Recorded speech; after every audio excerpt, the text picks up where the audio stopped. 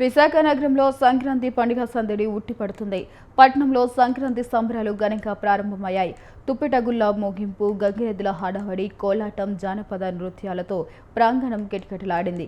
సంప్రదాయబద్ధంగా భోగి మంటలను పూజిస్తూ మాజీ ఎంపీ జీవీఎల్ కుటుంబ సభ్యులు పండుగ వేడుకలకు శ్రీకారం చుట్టారు. గ్రామీణ సంస్కృతిని ప్రతిబింబించేలా నిర్వహించిన కార్యక్రమాలు ఆకట్టుకున్నాయి. ఇక నగరంలోని వాడలోనూ ప్రజలు భోగి మంటలు వేసి ఉత్సాహంగా సంబరాలు జరుపుకుంటున్నారు. పిల్లలు, యువత, మహిళలు పెద్ద ఎత్తున పాల్గొని పండుగ ఆనందాన్ని పంచుకున్నారు. రంగురంగుల ముగ్గులు, పండుగ అలంకరణతో విశాఖ నగరం సంక్రాంతి సందడిగా మారింది.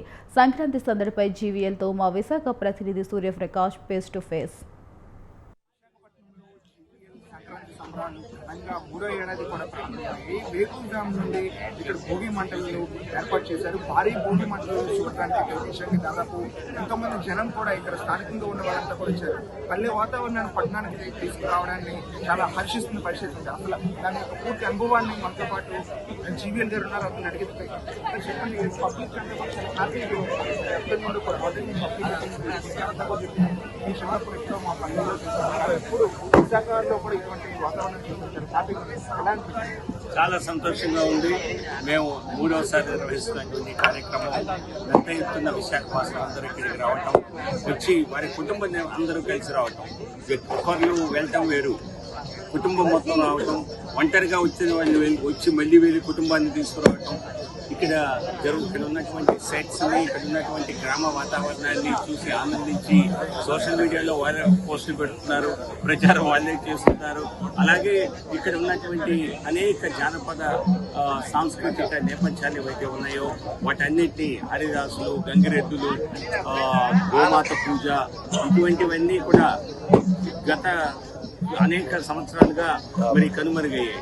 సంక్రాంతి అంటే అదేదో 3 రోజులు సెలవు వస్తుంది అని కొంతమంది అనుకుంటే, కొంతమంది సినిమాలకు వెళ్దాం, షికార్లకు వెళ్దాం అనుకుంటారు, తప్పలేదు, ఆనందిస్తారు. కానీ సంక్రాంతి అనేది కేవలం సరదానే కాదు, సంస్కృతి కూడా. ఆ సంస్కృతిని మనం తెలుసుకోవాలి అని మనం ఈ కార్యక్రమాన్ని నిర్వహించడం జరిగింది.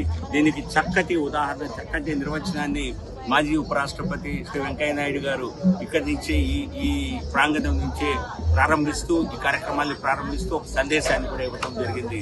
మన భాషని, మన యొక్క నేపథ్యాన్ని, మన యొక్క సంస్కృతిని, మన యొక్క పూర్వీకుల్ని, మన వాతావరణం ఎట్లా, ఏ విధంగా మనం మన ఆహార వ్యవహారాల్ని, కట్టుబాట్లని ఏ విధంగా కాపాడుకోవాలి అన్నటువంటి ఆలోచన అనేక మందిలో ఉన్నది.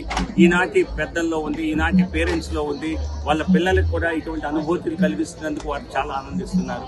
అదే మా అందరికీ ఉత్సాహాన్ని ఇచ్చి మూడవసారి కార్యక్రమం చేసేలా ప్రేరేపించారు.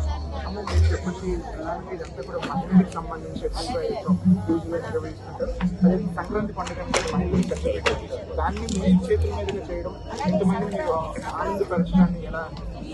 చాలా సంతోషంగా ఉందండి. ఇక్కడ ఉదయం పూట కూడా, ఉదయం నుంచి సాయంత్రం వరకు కూడా యాగశాలలో కార్యక్రమాలు, పూజాది కార్యక్రమాలు నిర్వహించడం జరుగుతుంది. నిన్న నేను కొన్ని కలశాలకు మహాలక్ష్మి అమ్మవారి పూజ చేయడం జరిగింది. అట్లాగే రకరకాల డాన్సులు కానివ్వండి, ఇవన్నీ కూడా మన సంస్కృతికి సంబంధించింది. అలాగే ప్రతి నిత్యము ఇలా హరే రామ సంకీర్తన ఈ గ్రామ వాతావరణంలో ఉన్నట్టు నిజంగానే అనిపిస్తోంది. చాలా సంతోషంగా. ఇది ఇక్కడ ఉన్న ప్రధానమైన పరిస్థితి. గ్రామాలు ఏ విధంగా గతంలో ఉండేవో వాటికి అనుసరించేది ప్రస్తుతం ఈ ఏర్పాట్లన్నీ కూడా చేసిన పరిస్థితి కనిపిస్తుంది. ఎక్కడికక్కడ దీనికి అన్ని ఏర్పాట్లు చేసి ప్రజల్ని ఊహించే విధంగా అయితే ప్రస్తుతంగా ఏర్పాటు చేసామని అయితే జీవీఎల్ నరసింహరావు